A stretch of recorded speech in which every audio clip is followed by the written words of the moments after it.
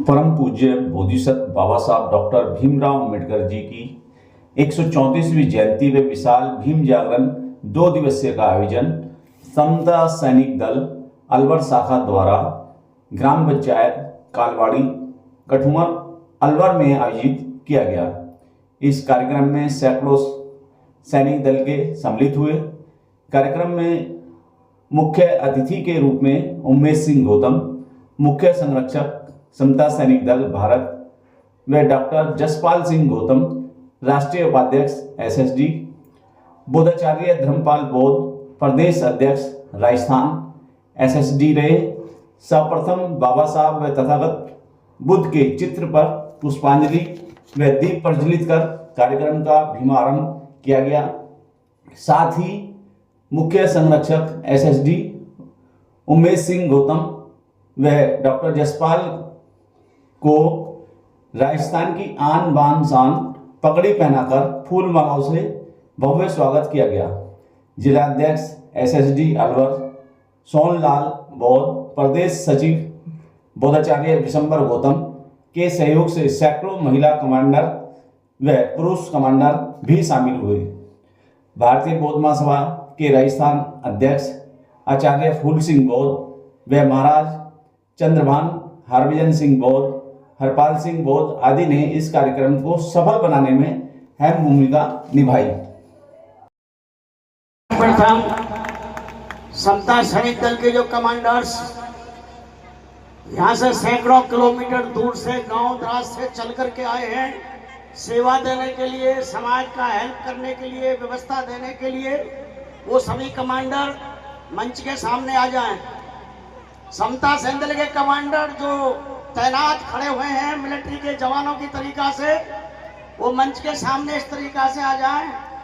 बहुत तालियां बज रही हैं बहुतों के लिए, पर जो संगठन बाबा साहब डॉक्टर अम्बेडकर ने 1924 में भारत की आजादी के लिए बनाया, वो समता सैनिक दल के जवान जो आपकी सेवा में लग रहे हैं, आप चेहरा अपने श्रद्धालुओं की तरफ करें, श्रोताओं की तरफ करें।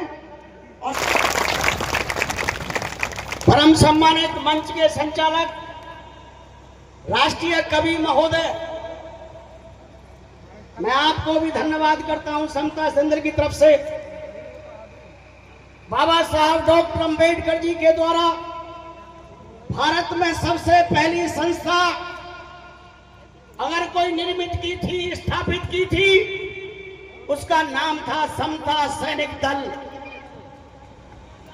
जिस समता सैनिक दल के जवान, इनमें कोई डॉक्टर है, कोई इंजीनियर है, कोई मजदूर है, कोई टेक्नीशियन है, बिना किसी लालच के आपने देखा होगा जब आपने भारत के संसद में अभी 14 अप्रैल का कार्यक्रम था जिसमें राष्ट्रपति भी थे, प्रधानमंत्री भी थे, मेरे नेतृत्व में 500 जवान राष्ट्रपति से पहले बाबा साहब को सैल्यूट करने का काम संसद भवन में करते हैं। ये परंपरा बाबा साहब डॉक्टर अम्बेडकर के संगठन ने डाली। साथियों, ये इसके लिए भी आप लोग तालियों से स्वागत करें। जब आप दीक्षा भूमि पर जाते हैं, जहां बाबा साहब डॉक्टर अम्बेडकर ने 14 अक्टूबर 1956 में लाखों लाख लोगों को बुद्ध की शरण में लाकर खड़ा कर दिया, वहां 50,000 समता सैनिक दल के जवान बाबा साहब के उस समय में व्यवस्था दे रहे थे, सेवा दे रहे थे, बिना किसी लालच के, बिना किसी स्वार्थ के।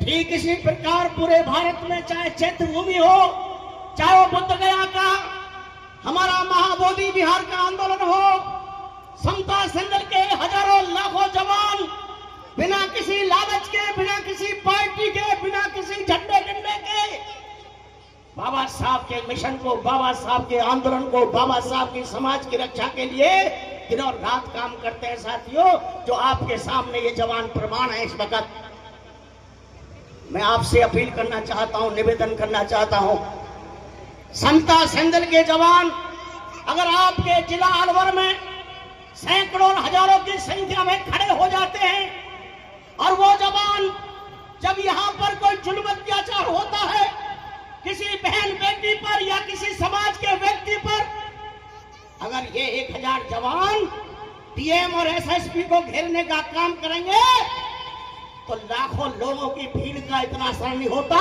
जितना 1000 जवान, ये ड्रेसधारी जवान प्रभावपूर्ण तरीका से आपकी समस्या का समाधान कर सकते हैं।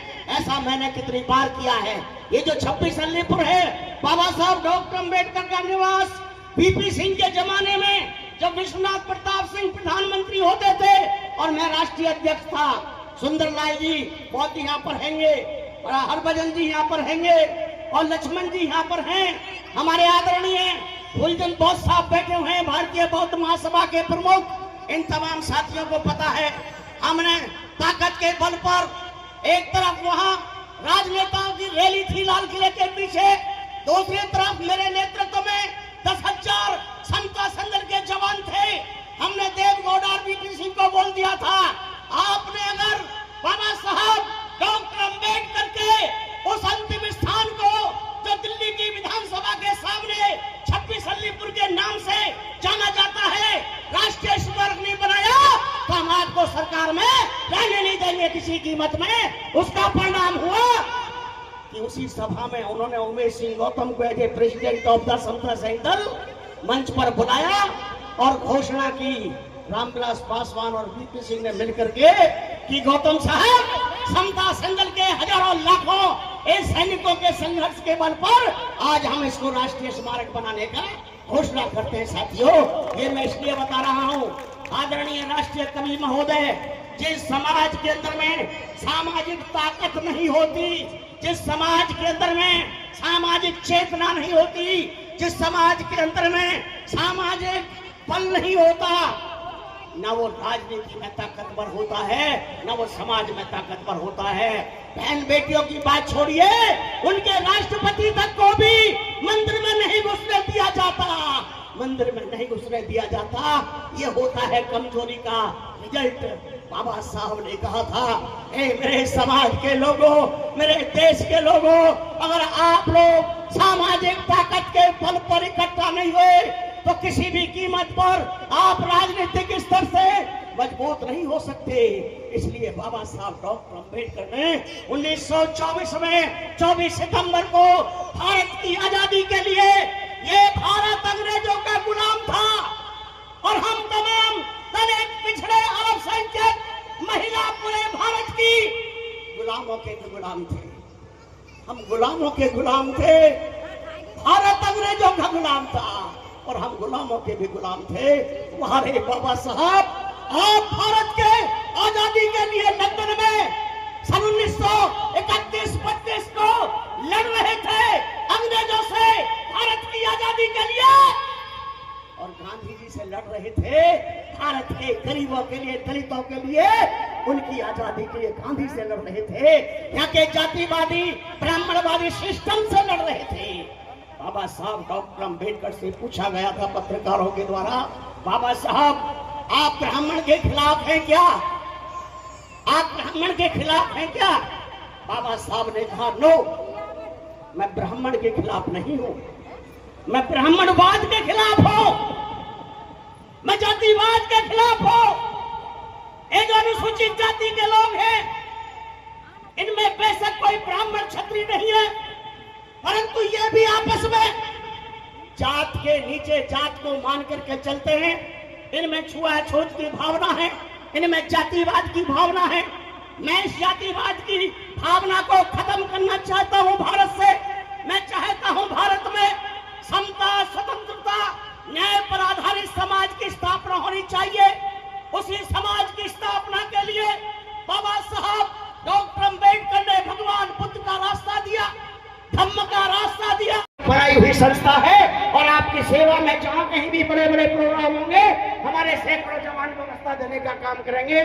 धन्यवाद। जय भीम, जय भारत। बहुत बहुत शुक्रिया।